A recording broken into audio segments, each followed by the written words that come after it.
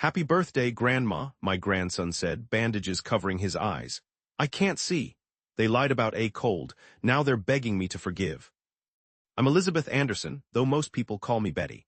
I just celebrated my 65th birthday, though I still feel quite youthful.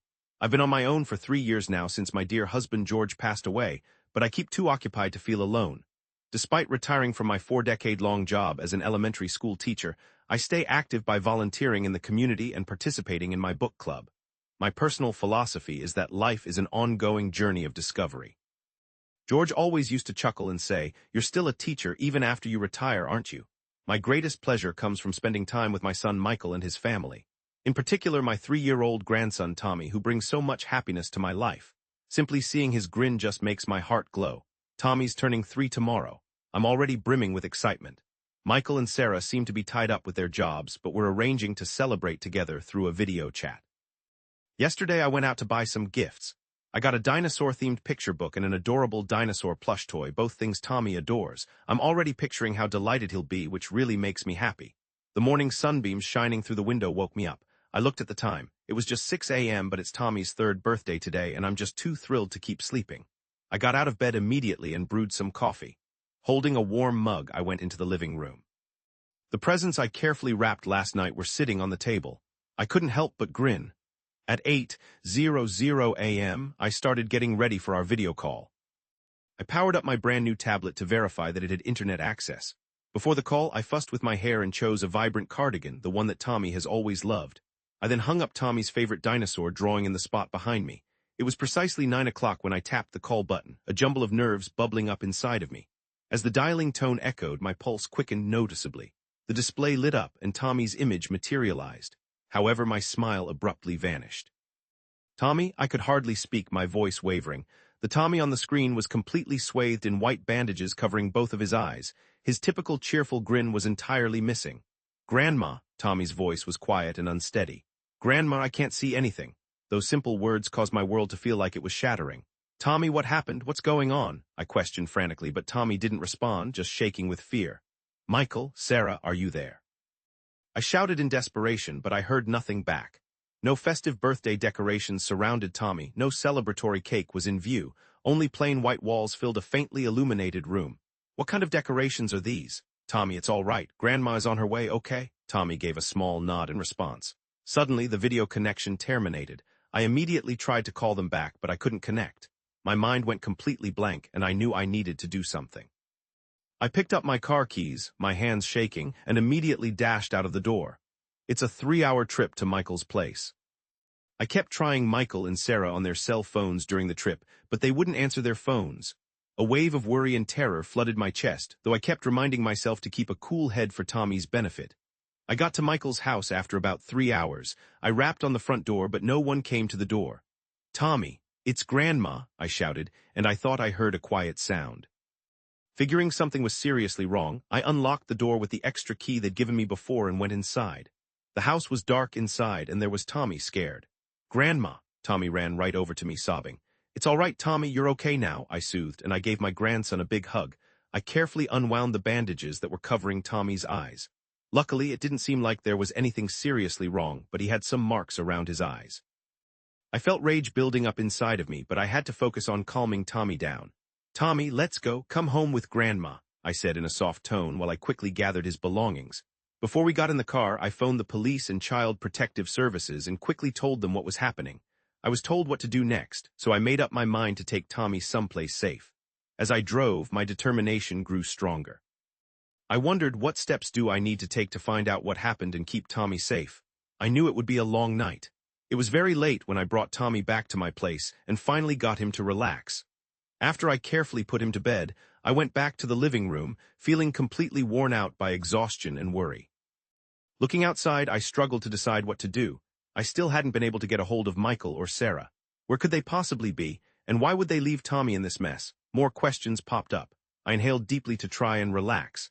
"Remain calm, Betty," I told myself. My years of teaching had taught me how vital it was to stay composed when things get tough.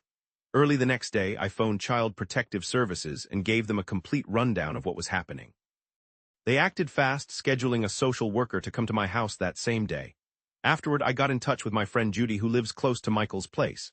Judy, it's been a while, I said on the phone. Judy seemed shocked. Betty, what's wrong? Did something occur? I took a breath and quickly explained the situation. Judy sounded really upset. Well, actually, Judy said, a little uncertainly, things have been weird at Michael's place recently. There's been sobbing at Michael's house lately. We hear crying late at night, and the shades are always drawn, even during daylight. This just increased my worry.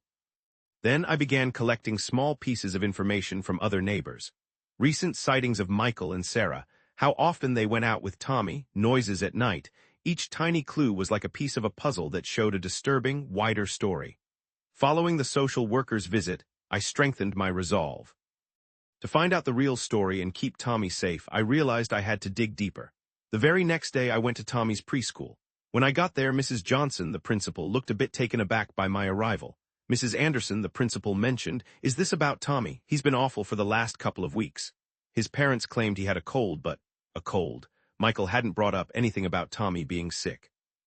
As I asked more questions, I found out that Tommy's actions had slowly been shifting. Once a very lively kid, he'd gotten more withdrawn, and sometimes there were unexplained marks on him. Then I decided to go to Tommy's pediatrician. Though bound by rules of privacy between patient and doctor, the physician, seeing how worried I was, gave me some general guidance. The doctor stated carefully, "We've been extra careful lately about spotting potential abuse. Unexpected injuries or abrupt shifts in a child's attitude are definitely something to worry about." Those words made my chest tighten. As I kept digging, I learned that Michael and Sarah were also dealing with financial troubles. There were indications of growing money worries, like Michael's precarious job situation and Sarah having quit her work recently. Sarah's friend, Carol, who works as a cashier at the local supermarket, also told me some worrying things. Carol said, sounding uneasy, "Sarah, she's been acting weird recently." She had been so happy, but just like that, she turned gloomy. She stopped letting Tommy tag along with them. But the most stunning news came from Michael's coworker at the office. In fact, the coworker started speaking with some hesitation. "I heard Michael was drinking alcohol at work lately. Also, he unintentionally showed someone a photo of his wife and there were bruises on her arm one day." As soon as I learned these things, I felt something break apart within me. The truth I'd been dreading was slowly emerging. At home again, sorting through everything I'd found out, I couldn't stop the tears. It was awful to consider that my dear son and daughter-in-law were in this kind of mess. And more than anything, that innocent Tommy had been hurt. But this is not the time to let emotions control me. There's still a lot I need to do to keep Tommy safe and rescue my family. Gather proof, notify the relevant authorities, and then confront Michael and try to save my family and Sarah. Looking outside, I strengthened my resolve. I'm prepared to do whatever it takes to get through this and put our family back together. Facing the pile of information I had, I let out a long breath. Scattered on the table were notes, pictures, and copies of documents. The truth this stuff showed was way worse than I'd imagined. How did things become this bad? I said quietly as I looked over the papers again. There were records of Tommy's injuries, reports of Michael drinking, and comments from friends mentioning Sarah's low mood. It seemed all the evidence indicated a difficult reality I had to face. I figured I should seek professional guidance to navigate this situation. So I reached out to my longtime friend Jeanette, a lawyer who had recently retired. "Betty, this is quite serious," Jeanette stated as she reviewed the papers. "There's a good chance child abuse has occurred legally." I jotted down everything she said while she talked. I was hearing about child protective services, temporary custody, and the possibility of criminal charges. Those terms were no longer just words, they were genuinely terrifying. Jeanette said, kindly adding, "You really should talk to them first. There might still be an opportunity to mend things." Her words gave me a sliver of optimism. The following day, I got some information I wasn't expecting. A phone call from my old friend John. "Betty, I heard Michael and Sarah are going to be back on a cruise the day after tomorrow," John said. My heart was pounding. It was finally time to confront them. "Thanks, John," I responded, taking a deep breath. "I will head to the port." I began getting everything ready after I ended the phone call. I got the crucial documents ready and put them in my bag along with a change of clothes. And I made sure I included Tommy's favorite toy. I stared at my reflection in the mirror. I appeared worn out, but my eyes had a look of firm resolve. "I'm prepared to face you," I whispered to myself, gazing into the mirror. As night fell, I couldn't sleep. I kept replaying the scene of the confrontation in my head over and over. A tangled mix of fury, sorrow, and above all else, a powerful urge to protect my family swirled within me. I dedicated the following day to a crucial final preparation, spending valuable time with Tommy. The discolorations around his eyes were lessening, though the emotional pain he carried remained. Tommy, we're going to see Daddy and Mommy with Grandma, all right? I inquired in a soft tone. Tommy appeared worried but gave a tiny nod. Are Daddy and Mommy mad? Tommy's tiny voice broke my heart a little. It's going to be okay, Tommy. Grandma's right here with you, I said as I gave him a tight hug. Picture the trip to the port in my mind as I kept repeating, stay calm and be resolute, loving them but without giving in. The weight of the papers in my bag only hints at the serious situation we're facing. However, even heavier is the significance of this face-to-face meeting which could determine the future of us. Tomorrow morning, we'll travel to the port. We'll confront the reality that's been kept secret for so long. And regardless of the pain it may cause, I feel it'll be the first stride toward mending what's been broken in our family. Okay, everything is set. I drew in a deep breath and shut my eyes, readying myself for what would come tomorrow. People were getting off the cruise ship that had just pulled into the port, one after the other. My gaze was searching for Michael and Sarah with desperation. My heart was racing as I held Tommy's little hand firmly in mine. And then, at last, I saw them. Michael, Sarah, I shouted out their names. As soon as they turned to look at me, I could see their faces go still. The instant Tommy appeared, their complexions lost all their color. Mom, Michael's voice wavered. What are you doing here with Tommy? Sarah was speechless, just standing there with her mouth agape.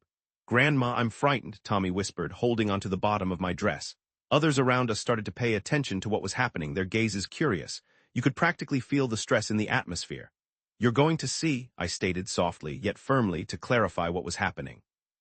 Michael glanced around nervously and said, Not here. There are too many people watching. Then where are we going to talk? I questioned, not giving in. Just then a few police officers emerged at the edge of the harbor. It was apparent they were responding to the report made about the child. Michael and Sarah's faces went white. As they attempted to flee, I firmly grabbed their arms and declared, You're not running away this time. It's time to be honest. The police stepped in and led all of us to a secluded room. In that room, the horrifying truth was disclosed. Michael let out a heavy breath and started to talk.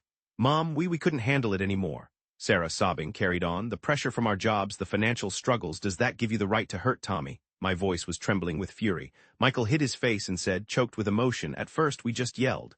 But it slowly got worse. One day I impulsively.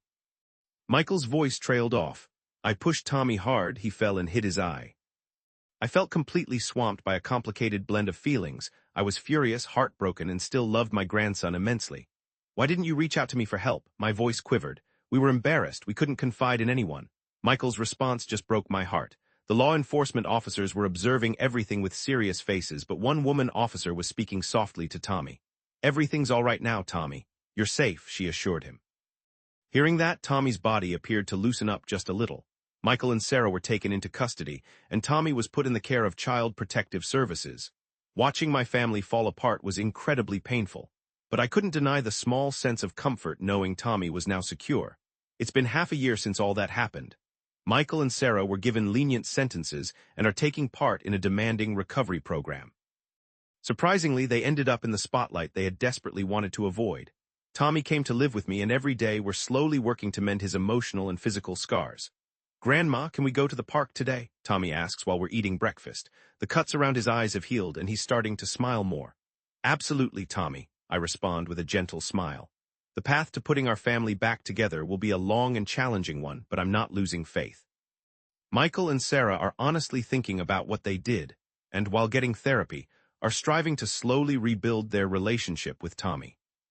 Sarah, I really can't thank you enough, she said, her voice cracking during our visit not too long ago. If you hadn't come back a second time, if you hadn't given us a little bit of your time and effort, we would have been completely destroyed by what we were dealing with.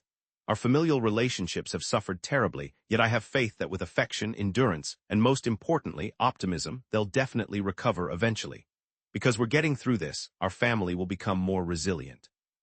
I'm absolutely certain that the future I see in Tommy's grin will be full of joy.